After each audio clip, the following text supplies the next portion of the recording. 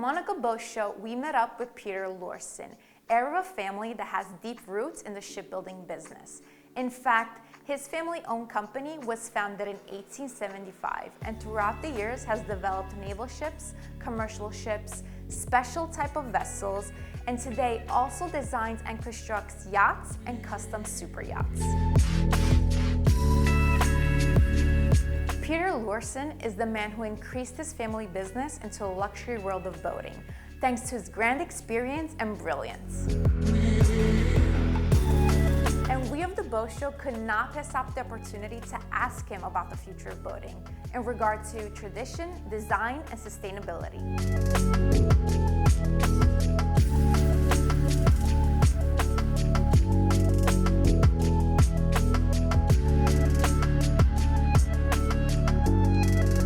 When you build a yacht, it's a very important event for each client.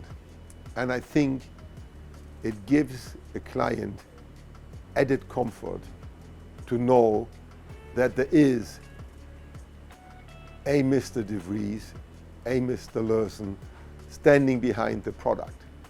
It's, look, the clients call me directly. When there is an issue, they all have my mobile number, and I can tell you they do call when they feel there is an issue. So I think that's giving the client extra added comfort. And family-owned businesses are more willing to compromise to achieve better quality, ultimate quality, because it's a very personal thing. And what we try to do is we try to install this family feeling onto every level. Not only the management, head of departments, but the engineers and even the people on the shop floor. They all understand this is our credo, so to say. We have to do it right and we have to do the best quality. And if you are a big part of a big group, you have very rigid reporting forms, procedures, and all that that I think may not be the optimal solution for production of private yachts.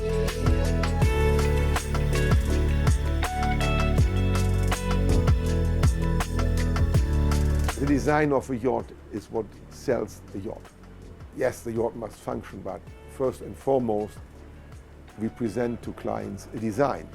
And the appearance of the yacht is a very important step into convincing a client that this is the yacht that he or she likes to have. So we have a very good and very intense relationship with a lot of designers from England, from Norway, from Italy. There's a lot of people that are working on it. And it's the natural challenge between the designer and the shipyard to transform the design into something buildable. And obviously, there are some designers that have a lot of experience. They know that you need to have space for air conditioning, engine rooms. And other designers just say, look, I design a boat, you have to make it work, and then we have to tell them that we do need space for the engine somewhere. Quite frankly, any client that comes to us is special. And we should never forget that, the smallest we build is a 56 meter. That's a big boat.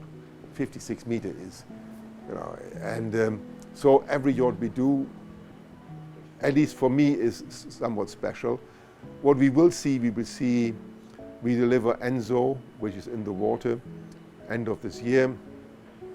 We're going to deliver a very large yacht by the summer next year, which will be quite exciting from the design side, inside and out.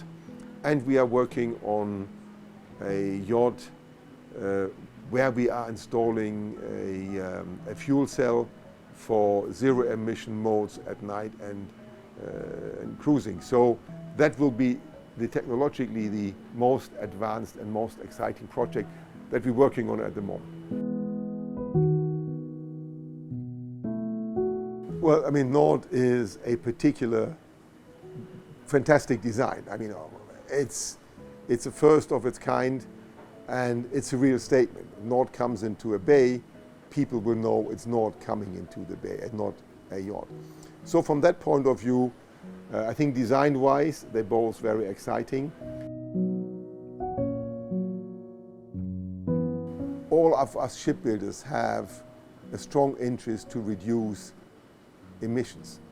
You can do this twofold. One is the propulsion power, and the other part is the power needed for the hotel load, air conditioning, cooking, lights, and so on. So we see a clear trend to reduce the power requirement for both propulsion and hotel load quite dramatically. And there is a lot of small things that in summary does help a lot to reduce the footprint and to make the yachts more sustainable. Yes, we do have a hybrid, which is a combination of diesel and diesel electric, which does help a lot, especially if you go at slower speeds. But it's also the installation of the windows to reduce the required air condition load. You use the heat emitted from the main engines and reuse it for other areas and other functions in the vessel. So it's a lot of small things where the yachts of today are much more sustainable than of yachts 10, 20 years ago.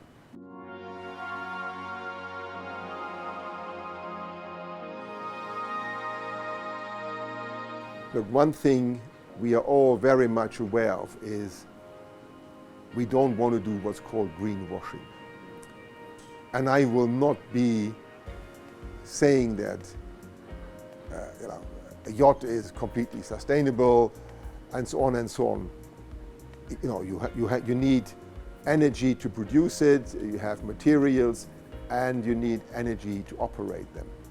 But within what's possible, a lot has been achieved, and the industry is researching a lot to improve it further. We have been for almost 10 years involved in the research of methanol fuel cells under a huge German government program. And for example, we will install a methanol fuel cell on a yacht, and that will allow that client to not use his diesel engines for, I think, more than 20 nights. So it's going to be complete without any diesel engines, or he can cruise for 1,000 miles without diesel engines. Yes, it's not the 100% solution, but it's a first step. And as they say, the longest path starts with the first step. And I think we've not at the first step, but we have made a couple of steps to improve the overall footprint of yachts. The industry has started what's called the Water Revolution Foundation, which is giving a lot of scientific information to shipyards to improve things. So the shipyards in general are doing a lot. We're doing as Lürssen a lot. It's not a 100% solution, but we've gone way beyond the first step.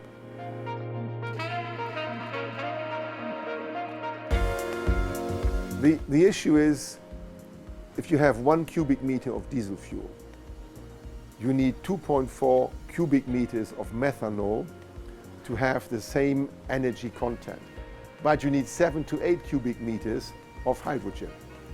So what we are proposing is to use methanol as a carrier element for the hydrogen. So you produce, the methanol actually contains hydrogen, and in the system that we use, we transform methanol into, for a short period, into hydrogen and then produce electrical power from that. So it is a more, what we think, a more pragmatic step. Methanol can be produced in a very green way. You can actually fuel it like you fuel diesel fuel. And the ratio of volume to energy content is still okay, with a factor of 2.4 compared to diesel fuel.